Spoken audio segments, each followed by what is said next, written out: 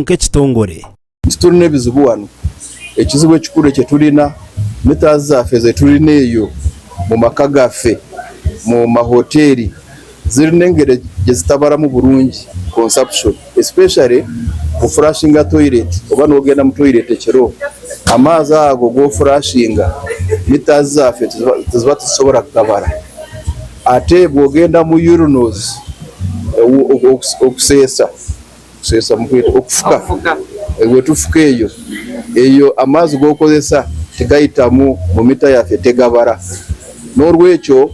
twagala kugamba abantu tumugenda mu toilet oba tumugenda kufuka mugende mufuke,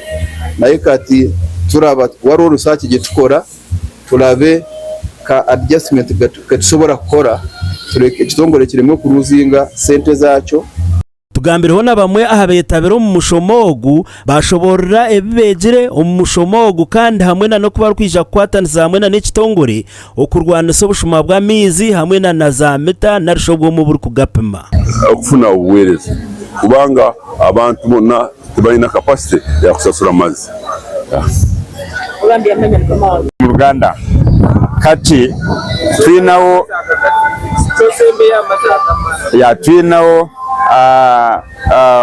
systems ezikozesa solar. Ejo challenge ya maanyi wakuba enkuba bwebanga etonye tetuba n'amasanyalaze agamala. Katusaba National Water Never Partners ne Ministry of Energy batuweeyo budget tutuse amasanyalaze ku macundira agamazi systems. Bwe tukozesa amasanyalaze tujja kuba n'amaazi mangi agamala, tuleke kubeera ne pipes ne taps nga amaazi tekuli. Ibari mnonga omushachi wa makuru gitago twazo mu district ya Hoima abahinji abaruhinga ebikijo okurwo mu district ya Masindi Kikube Chenjejo Kiryandongo hamwe na Hoima bashabira abanyishengero babo okorebeka ngo babarwanaho abo mushoro ogutirwe hekikijo ogwashiringi bishatu. Aba nibagira ngo mushoro ogwe ogutirwe ahakikijo cyabo cumwe ogwashiringi bishatu n'umushoro mwingi kandi zubatarije kukora. Nyuma abazyo abahinzi b'ebikwijo kurwo mu district ziri mu Masindi Kikube Chenjojo Kiryandongo hamwe na Hoima abari hansi y'ekitongole cyabe cyabunyorotoro Sugarcane Farmers Association bashabira abanyishengero kurwo mu bicweka byombi n'abanyishengero okurga hando kutwarira hamwe kwanga omushoro gwa shiringi bishatu ahari burikiremwe. Ababesero rkikorwa mutana ha Colping Hotel mu Hoima teka hankora yo kuhakanisa omushorogu guri kutekatekwaho nigumanyisa okweyongera kw'amani kuruga ha mushoro gwa shiringi 10 oguri kusharwa ahari kiro ya shukaro bwa hati. Ekitenso kya government cyo kongeza omushoro gwa shukare mirundi 3 ekihandikirwe omwiteka ryo kuhindura omushoro gwa shukare 2026 nkirebeka nk'ekiri kutahirira munonga eby'entasya yabo. Hold this meeting today of all leaders of sugarcane farmers in Bunyoro and Choro to enlighten them about the proposed tax increments on sugar and sugarcane. We realize that government has proposed to increase excise duty on sugar from 100 shillings to 300 per kilo, which will translate into 15,000 per bag. Kama nagira ngo mushoro gwaheza kwikiriza ubwo mu ishengero abahinzi b'ebikwijo tubari kwija kugasirwa muna kake aho kugira ngo esente zo kuhinga zibire ziri nyingi ogunahamya government ine kwegendesereza yaba neta hemshoro nkejo ari kugira ngo okushoroza munonga abahinzi b'ebikwijo nkibasa kubaretero kuruga omumerumeji. They must be very careful because sugar cane growing and sugar business is quickly catching up, and it is now coming to, it is second to coffee in terms of tax contribution. If they don't protect us, we are likely going to be forced out of business and the industry will collapse, which will be a very, very big loss to government.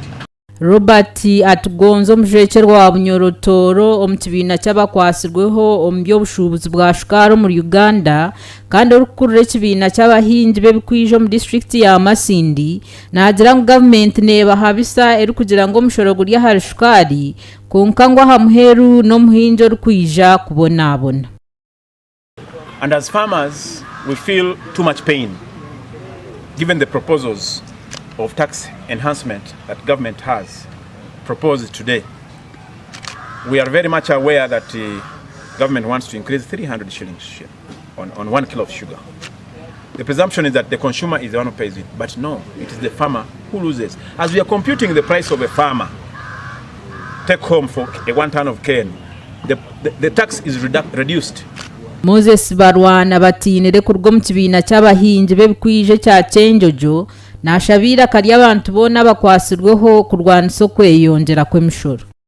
Farmers household has remained low. Some farmers have failed to pay fees. Savings have not been realized, among other challenges. Eri Mujumura umuhinzi webikwijo kurwo mu district ya Masindi kandi uri member wa MSDAR hamwe n'ekibina cy'abahinzi bebikwijo mu ihanga rya Uganda ashabire kwabaho rukiko rwaho naho n'abanyishengero kurwo muri Bunyoro na Toro kubahwera kwetegereza ebirkurwo mu kweyongera ko mushoro aha abahinzi babase kukitwara omwishengero. Akayimukire mu bwangu na mbere nyikara akete bayyo ekyo ito twakiroze tukayikaliraho bwangu twahandika ekihandike kikuhakaniza kwa George Tinko mu Ruhoima abwari TV Agashungweire. Yabari mnonga George Tinka ahabwa makurago Agashungweire ukuruga umurhoyima twaragara umucanga echa Kampala ekibina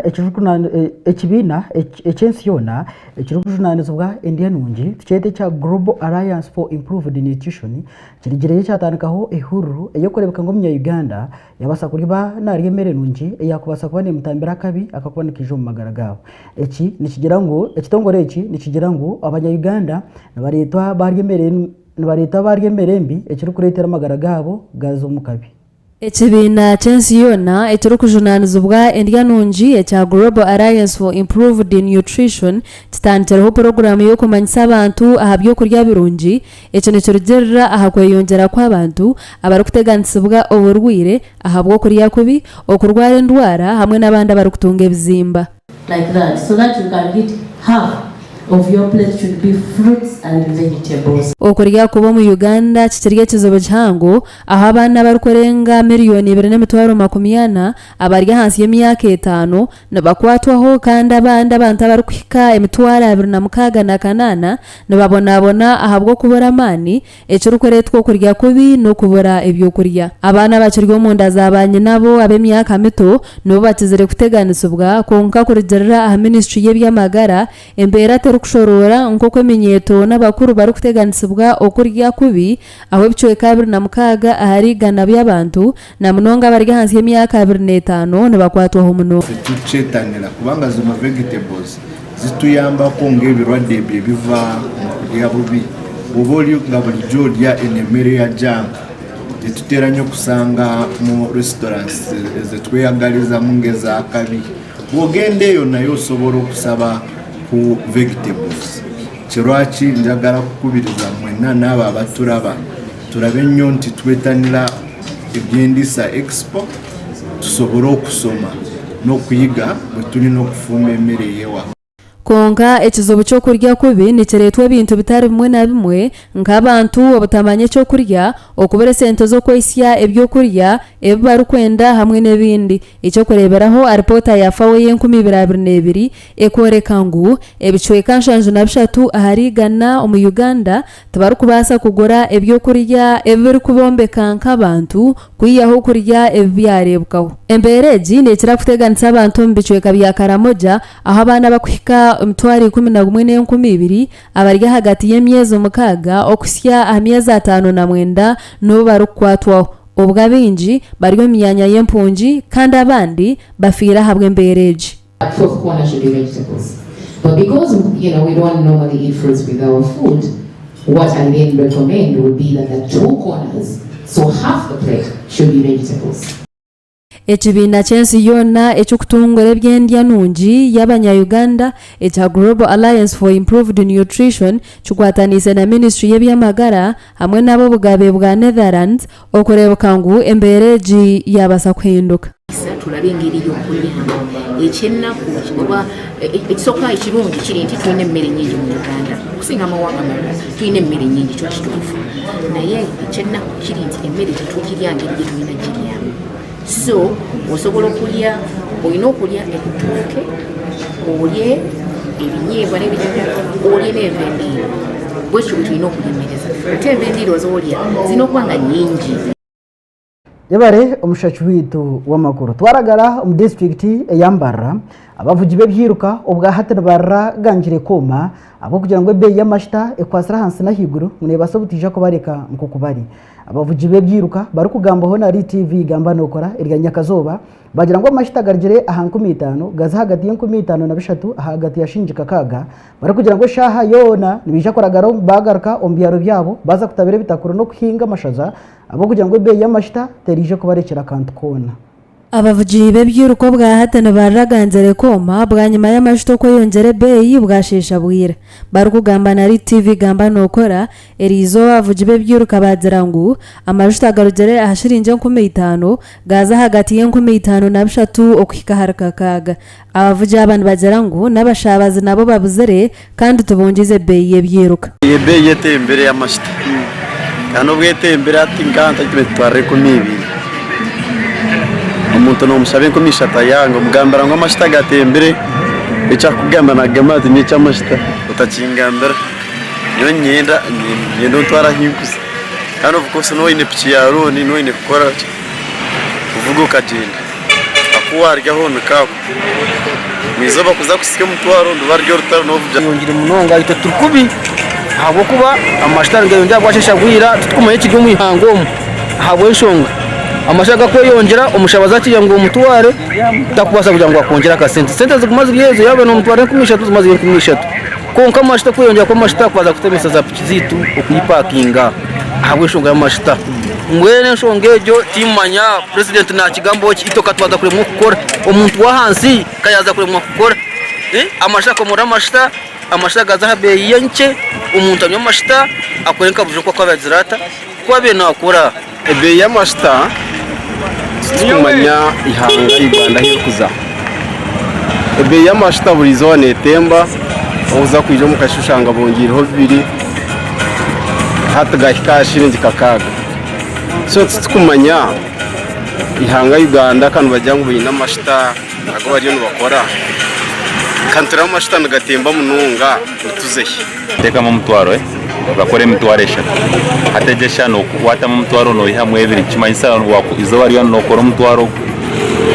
amashita gakozereke yeyongire uwitimbe nevugo shinjiro 10 kujana ogara hategesha nandatire mu 12 timfuta nimba neza kusikandugara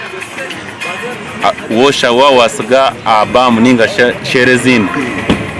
is different wawasga hato mukashishe ne 15 na runana hato no shangazi ronzar kaga wawasga ziri 5 rukaga shangazi ronzar 5 ari 5 na rushanga no kumugambira atko ahantu ku rugamba kuzarto makoro beno mutware 12 shino kubana mugambira 13 ukamugambira kizibo kiri amashita yabayine sasa natekwa kunjebera atumanya amashita gabaga yongire mwizoba no basakufuna ba customer nkabasha tubonka kugira ngo wamugambire beyi nawe akuba nazana natekwa kumushara abavugi nuko kugira ngo amashita kugaragumize munige yongera nebijaga uko mbyaro byabo baze kuhinga bitakora hamwe na za muhogo tujongize transport abo amashita kugagume gatembera abantu nobanga kumambati mapiti zitu wote mugambire 15 ayanga hatecho nce kizubu nce kuri amashita kugira ngo ari yiguru umuntu kimujya amashita gatembere akugira ngo wine kumeza nikumusha kumutwara haruhunga ningashi kumutwara akaguhanze anazayini kwanga zatwire namanya ukimuganga amashita gari yiguru atano wenda kunyiba konkanda dara amashita gari gaze gata ngari yiguru konkanda chaba government atiyambe amashita gari hansi transport tukajongeza abuko mushabaza hamanyire kutambura 13 naguma natambura 13 wone kwara kukimanya wetayine kwakwate nebeyi y'amashita kuri kumugambire 15 habe natambura 13 agumiza munakora ki namanya ngo 13 so takongera we namanya ngo nizezo kunka ituturya mwanya ntukora kandi twine tukumanya Uganda he kugara zemberero itereze mberero bareke kunyigereza ito nk'abantu bahanse no gukora umutwaro ngo bakuremere akuba no adgo kurgawi aha bizbera kuza kitoke ayimbe nivuge 20 ati ni bavuge 10 ndege amwe 10 ni jansi cyane tubani kagabangaho tuzakwikirezana nane ndero kwera abiri atsumwe no cerezo umuntu no mushabo umutwaro kandi abana amangu natwarwa 20 10 kwano basa kucendeza aha muhendo gw'amashita bakwa bino kuba kubasa kukikora batiyambe abakwa nito turi ya muhanda ntonda okwa family zitu zarabiho gasha kwa Derrick Katusiime omuri Kashari ahabwa ari television Agashungweire nibabo abavuji ba boda boda bakururaganjire koma ubwa nyuma y'amashita ukwata hansi na higuru ukugira ngo rwanda yongera buri zuba cyabakire cyo kacito cyo kubanza ecyamakuru Agashungweire guma hali TV gamba ndokora ningarakane cyo kacito ecya kabiri ecyamakuru Agashungweire.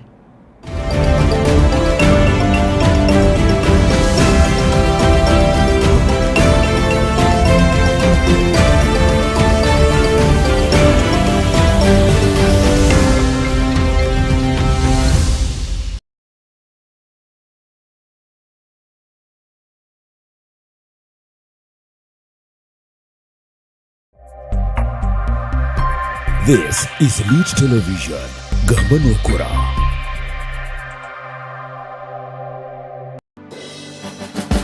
Iwa muzeire ahamwena no mukuza reka nkwanjurire Mbarara Community Institute eyatandikira mu mwaka ogw'2012 kandi handikisibwe na Ministry y'ebegwegese n'emizano eyine na UVTAB center number nibashomesa accounting and finance, secretarial studies, business administration n'ezindi nyingi. Bine nursery teaching eri kucheberwa Makerere University ishomere riri short courses nko kuvuga motoka kandi bakakuhereza permit nibahereza bursaries kandi bine free wifi ahabwa abona bine CCTV cameras ahabwa byo kwerinda byabeji ishomero eri Mbarara Community Institute nirishangwa mu Kiswahili Cell ahashongine na Skylight Hotel Mbarara City ukumanya biri kukira hotel anoti mushanje note emwe nkaga na 8 kinana na 9 22 ninga noti mushanje itanemwe nkaga na 8 kinana na 9 22 Mbarara Community Institute obwenje no bugeiga.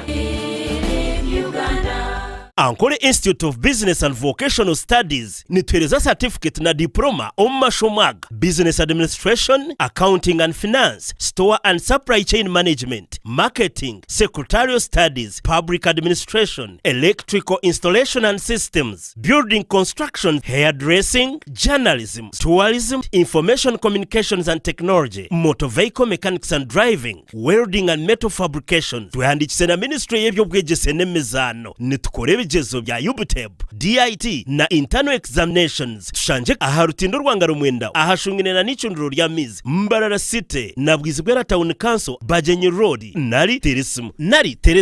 not mushanju 88 ashatu nina ashatu na mwenda 10 not mushanju 3 kinana 2 ashatu ni 3 ana ni 3 na not mushanju mukaga not ina chenda 21 email hygiene@institute@gmail.com. moto yitu unleash your talent na leta Lit Bread uwagambe nse niguru. Lit Bread nigwo mugato gutura kozesa hati orajijoreri gasa guri mu kiremwe amwe na half kilo guri mu bikanka sweet bread na sweet white bread rerimwe barenda keke zembaga hamwe na za birthday ecyanyu cyaterera rero wajya bandizi zabo orahurira kinuzi omugato gwa Lit Bread gushange mu maduka gona na supermarket zono mwihanga. Lit Bread erakogwa Kashari Farm Resort Limited. Lit Bread, taste it, love it.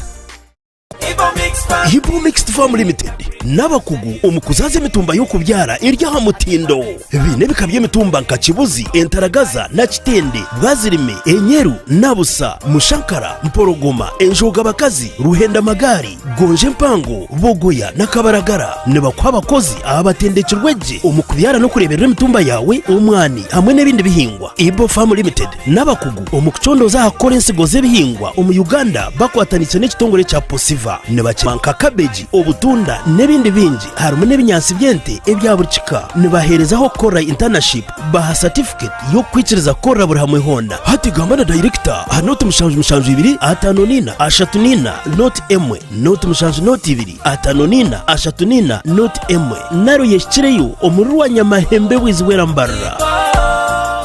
Erizoba Ahalit TV.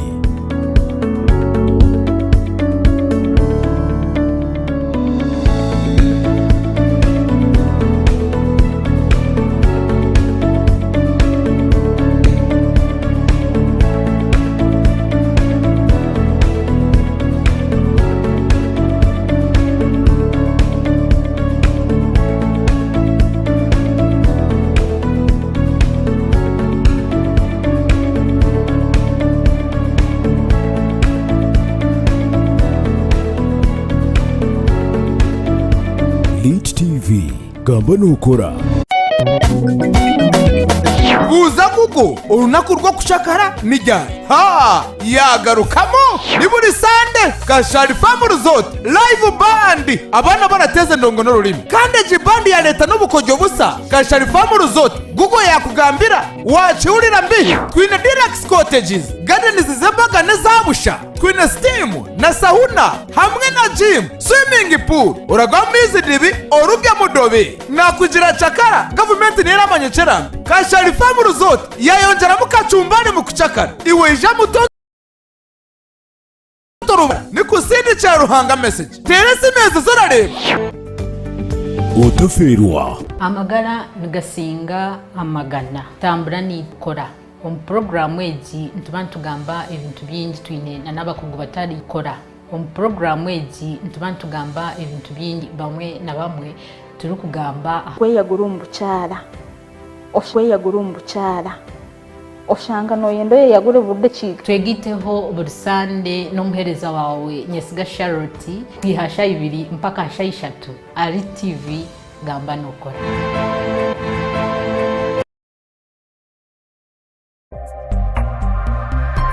This is Elite Television gamba nukora.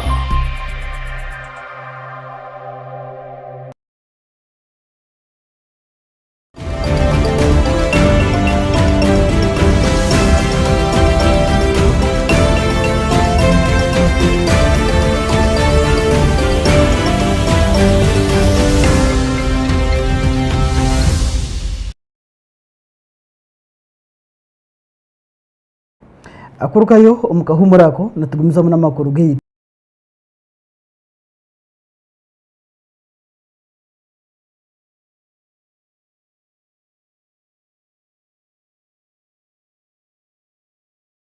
Agashungweire hali TV gamba nokora atwaragara muri banda abanya-Uganda bashabwa kurebeka ngo barinda evyo buhangwa nko muringo gumwe go kuma empinda hinduka yo bwire bwa hate kwa saransi na hi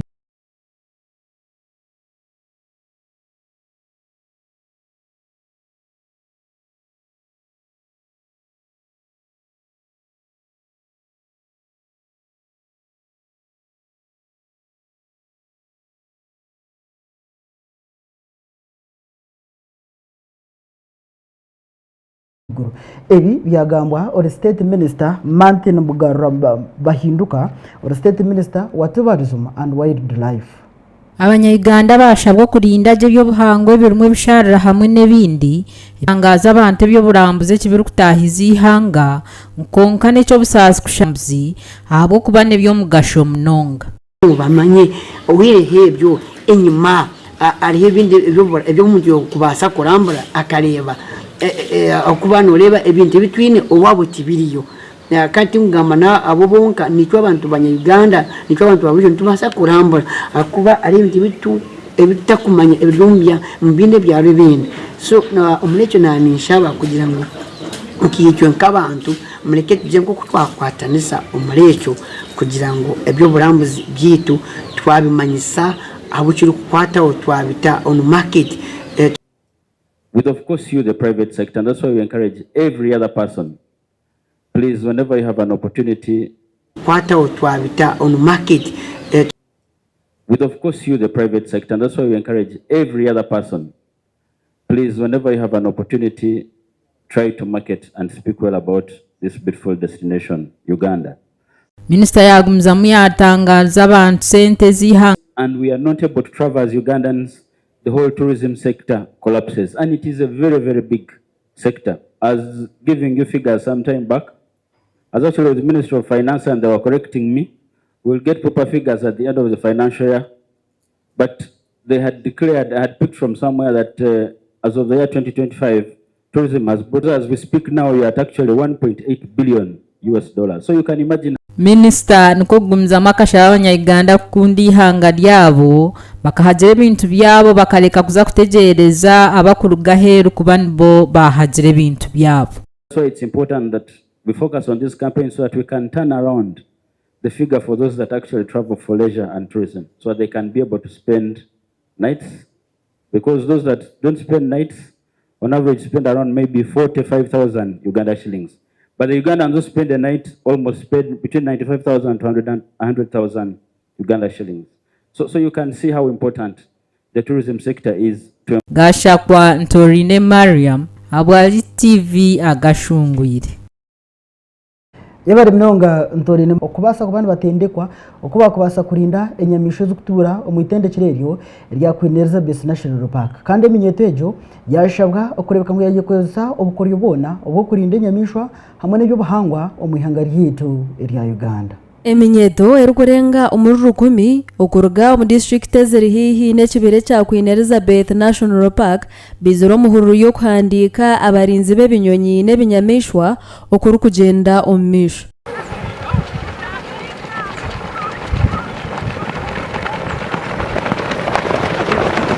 Okurugerera ahari mukuru w'abarinzi ba Queen Elizabeth National Park Mr. Derrick. We continue conserving together. We conserve this natural resource, this heritage of ours, which was given to us to protect together with the communities. And one of the ways to do that for motivation is by offering employment. And this next Obegaba Kenneth Bijezichi ori ahakachiko kakura ka Uganda Wildlife Authority adzirengo kwerinda no kwerinda kwa mani kwaba kutakozurwe ebahangirwe bina magara and that we shall maintain them for the future generations as exercise to get enough manpower to protect our natural resources especially. Ogwarabwire ahabushomanguzi omubwire bwo kuronda abakozi okomwanya barukwende merumejo. Mentioned of corruption, of course, which is a key agenda for the entire government, and this one being part of the government, we must ensure there is transparency of authority to ensure that all is done in accordance to the set regulations or guidelines that we designed to follow into the whole exercise. Omu bantu 10 abizuro mu kutendekwa oku abantu 180 bonka no barukwija kutoranwa omu kutendekwa bwanyuma yo kushija umwaji. Gashakwa Arnitwe Godwin Bwambare omuri Kasese ahabwari television Agashungweire. Yabare Godwin Bwambare abo makorago agukuruga omwirindiro ry'enyamisha erya Queen Elizabeth National Park. Twazo mchanga echa hoima kwikirizwa okoreka bazandaho empaka za Afcon ezirabe ziriyo mu mwaka gwa 2027. Is arriving in Uganda to conduct a crucial 2-day workshop with the Pamoja host nations of Kenya, Tanzania and Uganda as a way of kick-starting the preparations for Total Energies Africa Cup of Nations 2027. Pamoja host nations shall give an update on the delivery priorities for the next phase of preparations for AFCON 2027. The meeting brings together representatives of the government of Kenya, Tanzania and Uganda, led by their respective ministers of sports. The presidents of the 3 football federations, the acting CAF General Secretary, Mr. Samson Adamu, who will be accompanied by several CAF senior administration officials. It is important for the public to note and the media that this workshop or visit by CAF is not an inspection visit for the AFCON 2027 competition and support facilities. The workshop is a sign of CAF's commitment to supporting the Pamoja host nations for the AFCON 2027, and it marks a very important step in the collective determination and coordinated process of planning and focus on key functional areas for us to have a successful delivery of AFCON. These key areas that CAF will address this week include safety and security, infrastructure, procurement, finance, media, ticketing, and commercial operations. As the local organizing committee, chaired by the First Lady Mama Janet Museveni, we thank her for giving consent for Uganda to host this kickstart meeting for AFCON 2027. Building strong coordination mechanisms and operational readiness across all these core areas is critical for successful tournament delivery. The media will have the opportunity for a mixed zone on Wednesday, that is tomorrow, as well as Thursday at the venue for the workshop. And Mr. Ahmed Hussein here and Mr. Mark Namanya will be contacting the media personalities and houses that have been extended an invitation to participate in this CAF workshop. Kindly keep time when you're reached out to and stay in touch with Mr. Ahmed Hussein and Mark Namanya on the details. Yabare wariyo murebe murungi wari TV gamba inokora gagarya makuru gitu agashungwire mwene nkwendeza okurara kurungi mukama kara busimbe tureba nizo warya nyincakare umukasheshe program ya morning athlete mukama abandendere.